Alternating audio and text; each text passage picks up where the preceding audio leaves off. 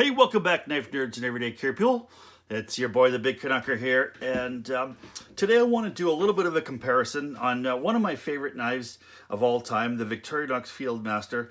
Handy little knife, very well put together multi-tool, and one of my favorite ones to travel with. I don't always want to carry a larger knife with me when I'm doing some traveling because you never know what the knife laws or the places where you travel. I went to Mexico and I always had this in my pocket, and I always gave me a sense of security and comfort, not because I wanted to defend myself or nothing like that, but just because I like having that tool in my pocket, because you never know when you're going to need something like that. And when you're out and about, especially on a trip, having that little bit of extra security for, fixing something or cutting something is just a sense of warmness. It's like a big damn hug. Now, we always want to kind of look at the least expensive knife that will do the job. In my view, sometimes, I don't need to spend $1 million on every single knife that I own. It does not have to be the best one out there, but you know what? Sometimes you do get what you pay for. Now, this particular little knife here, this is a little knockoff, and there's nothing wrong with some budget versions of some of the knives that are out there, but you really got to be careful because you do get what you pay for. This here says Sheffield, and it's, wow, it is definitely not from Sheffield.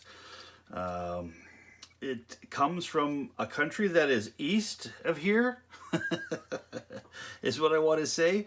And it's not the UK or not England, although Sheffield, I guess, it's a wonderful steel area and steel town, and there's some wonderful knife makers in Sheffield. This did not come from there. Now, I just basically want to kind of go through some of the features here, and it's a very feature-rich knife, but the execution leaves something to be desired.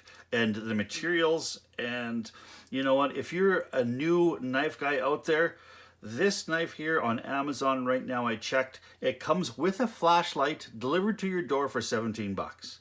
That is not a lot of money. And I think a lot of times people will think, well, you know what, all I want is a little pocket knife just to, cut something here and there, a tag off, and they may feel that this, well, I'm not going to spend a whole lot of money, because this one here is listed out on the VIctorinox website in Canada at 64 bucks. I believe I picked this up for somewhere around 42 off of Amazon, and it has served me very well. Is it worth, say, let's just say $7? Let's just say this is $7. Say the flashlight was $7, and this is 42. Is this 6 times more knife than this one? And I gotta say yes. You get what you pay for sometimes, so just be careful with these budget brands. There are some budget brands out there that are extremely well made, and you're not gonna go wrong with them, but there are some ones out there, the no-name ones, the gas station knives. If you're looking at starting to get into knife collecting, just do a little bit of research before you pull the trigger, because you will not be happy with this knife at all. It is awful. So let's kind of go through some of the stuff here. All right, let's start off with, here as you can see, here we've got the can opener and the bottle opener. And let's have a look at the same of the Victorinox. And you can see right off the bat, first of all, the Victorinox gives you a half stop, and it also gives you an extra little wire bender. And then, but you can also see the, never mind, I do believe the quality of the stainless steel.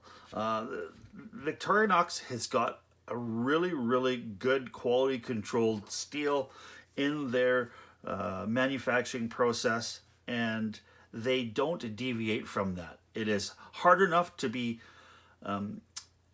it's hard enough to do the job, and hard enough to take a great edge, keep the edge, but also it's soft enough to be worked into the shapes that they want it to be. Their manufacturing process is almost, I would say, tops in the world. Their machines and their engineering, Their designs, unbelievable. And you can see here just the amount of steel in these two knife accessories here. So of course we've got, we'll compare it to the exact 1-to-1. Here is your can opener, here's your can opener. Here is your flathead screwdriver and your bottle opener. Here's your flathead screwdriver and your bottle opener. I'm sure this will open a bottle, but when you go to use the screwdriver, these are extremely soft. And you can see there's so much flex to that knife. This one here, oh, none. Rock solid, rock solid. All right, let's put this away here. Click, click, click, click. I don't know if you needed that extra sound effect, but it made me feel better. All right, let's have a look here. Another part that really I noticed quite a bit is your Phillips screwdriver. Look at the difference in the material that you've got here. Really, really beefy Phillips screwdriver. This is a number 2 and number 1 size. This here, I don't know if you'd be able to use a number 2 screwdriver, and I'm sure it would strip out right away. As you can see, there is side-to-side flex on this. Like you wouldn't believe, rock solid. All right, let's close it up. Even the snap is different. Now, another huge thing, scissors.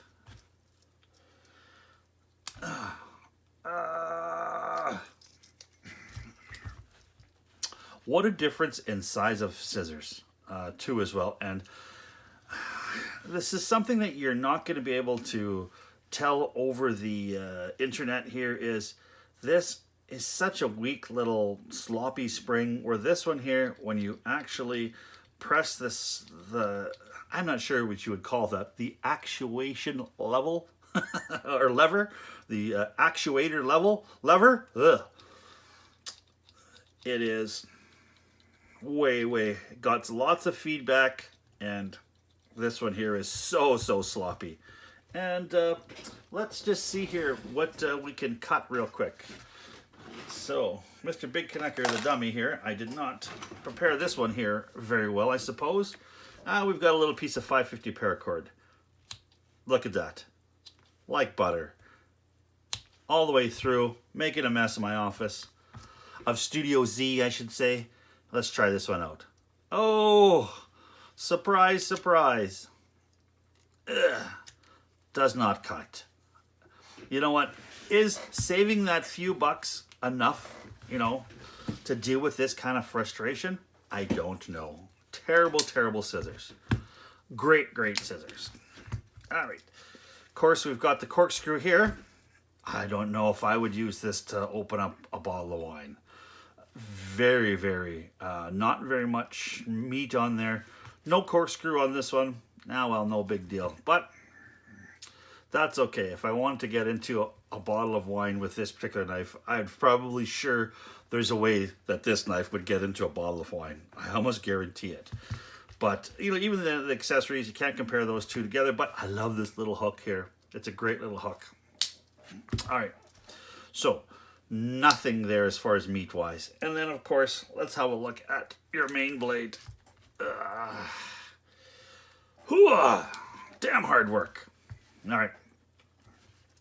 Of course, your Victorinox blade is bigger, but it is also thicker and out of the box, you know, okay sharp. But look at that. So much flex in that little blade.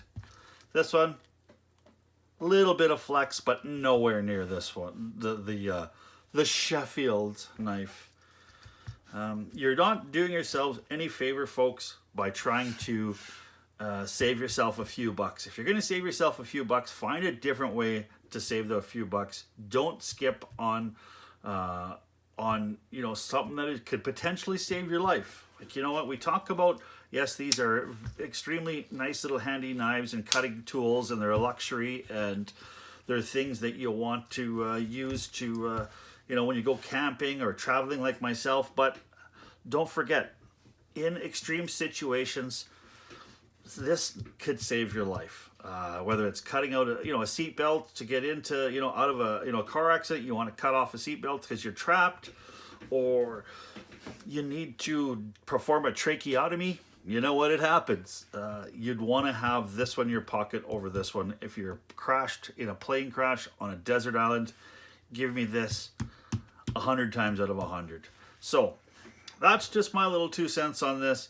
Do a little bit of research. If you're going to save some money, yes, there are some budget brands out there that make fine knives. I understand that there are brands out there that you're paying for the name brand on the front, that the steel inside and the tools that you get with it, they can do a fine job.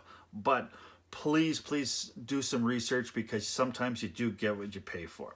All right, this is the Big Canucker telling you guys to please stay safe in the time of the coronavirus. Listen to the experts out there. Practice your self-isolation.